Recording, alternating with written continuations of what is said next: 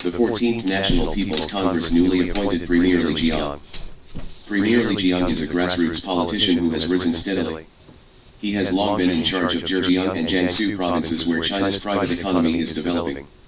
The first impression of Premier Li Qiang is that he is very simple and kind. There was no empty talk in the whole press conference. China currently has 4 areas to do well. One is to improve the reform of the political system and win the trust of the people.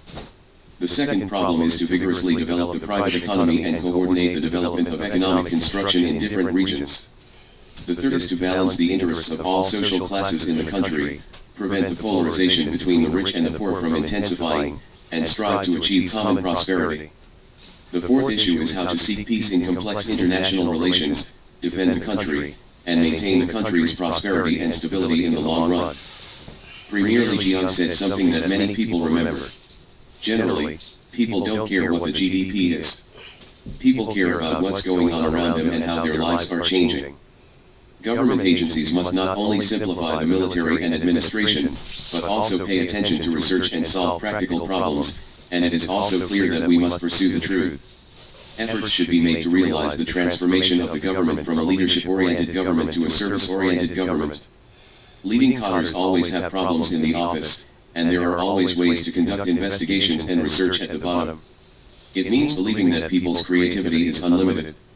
The close combination of theory and practice is the fundamental way to solve problems. Leading cadres' honesty, self-discipline, and work-style construction are important contents for the people's government to win the trust of the people. In times of war and chaos, countless revolutionary pioneers advance and retreat together with the masses at the bottom, live and die together. The people exchanged their lives and sincerity for the Red Country. However, in today's peaceful construction period, some key cadres have begun to separate from the masses, and some individuals have lost their beliefs and morals, which has damaged the good image of the party among the masses. It is necessary to adhere to the rule of law, to curb the weakness of human nature with the improvement of the system, and at the same time strengthen the people's supervision of government departments. In the future, when selecting cadres, public opinion surveys must first be conducted, and the masses must pass secret ballots to supervise and evaluate local leaders. Only through public opinion surveys and tests by the masses can they be promoted or reused. Our government departments should do their utmost to involve the masses in all monitoring processes. We must increase the enthusiasm of the people for discussion and prevent the occurrence of unjust, false, and wrongly decided cases. The transformation of government functions and style leads the whole society to establish a complete integrity value system, which is the premise of developing a socialist market economy and the fundamental guarantee for improving the moral level of the whole society. Premier Li Qiang also made an important discussion on the development of the private economy and the balanced development of all parts of the country. China's reform and opening up is to vigorously develop the socialist market economy, and the private economy is an important part of the socialist market economy. Premier Li Qiang has been in power for a long time in Zhejiang and Jiangsu, and the development of the private economy in these 2 provinces is at the forefront of the country.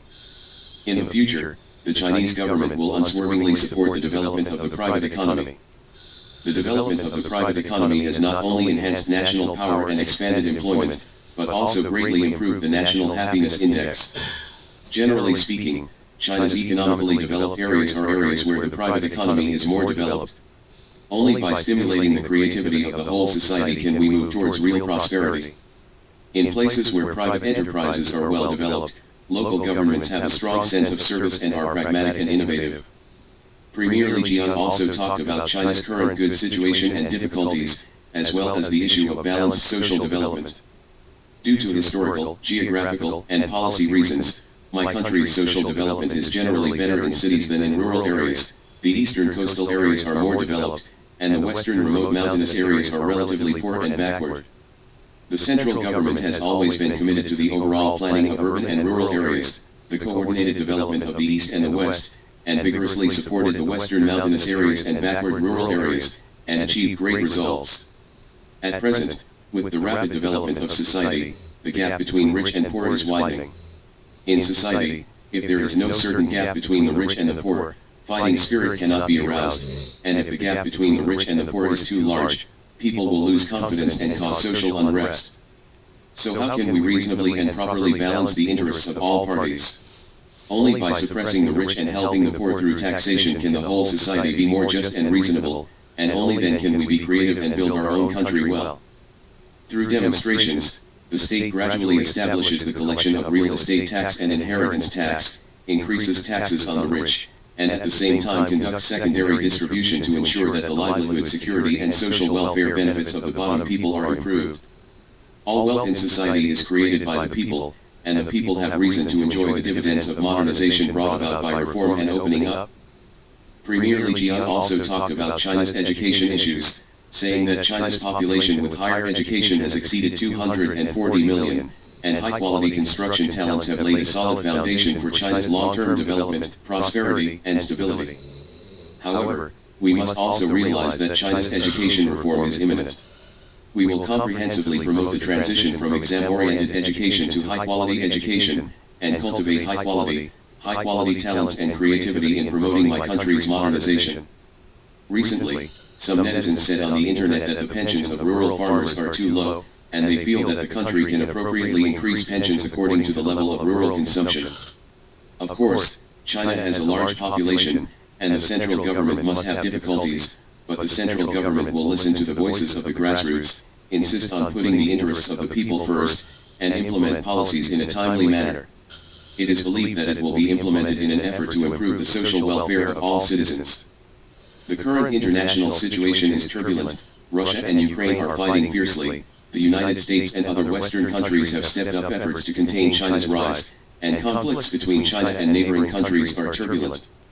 We must be strong, because only when we are strong can we have a strong Navy and Air Force and have a greater say in territorial water issues. At the same time, the Taiwan Strait issue is also an important factor for the healthy development of Sino-US relations. Taiwan will always be China's inalienable territory. I believe that in the near future, when the motherland rises and becomes strong, the day when the two sides of the strait will be reunified will come. The appointment of Li Qiang as Prime Minister at this meeting shows that China will be more determined on the road of reform and opening up in the future, will pay more attention to the development of the private economy, will unswervingly follow the line of reform and opening up, and the issue of common prosperity on the road of democracy and the road of the rule of law. At the same time, we will further deepen and improve the domestic system reform, streamline the administration, and create a service-oriented government that entrepreneurs and the people really want. Optimizing and changing the political style, strengthening the integrity and self-discipline of cadres at all levels under the supervision of all sectors of society, and creating a clean and honest government is also conducive to the construction of a clean government. And will sort out the values of the whole society and promote the further improvement of the moral level of the whole society. To truly rise, China must first focus on strengthening modern education and improving the quality of its people. The second is to ease the social contradictions of all social classes across the country, prevent excessive polarization between the rich and the poor, tax the rich for secondary distribution, and increase the social welfare of the people and the people. At the same time, government departments must change their function and style of work, have a correct style of work, serve the people wholeheartedly, be down-to-earth and realistic, sincerely accept the supervision of all sectors of society and the media, and strive to build a value system of social integrity. At the same time, solve the real estate problem, seek progress in stability, and strive to adjust relations with the United States and other countries in the world. We will work together, devote ourselves to construction, and vigorously develop the Navy and Air Force. Only when we are strong, the world will hear our voice. Only in this way can our great motherland become a real world power as soon as possible.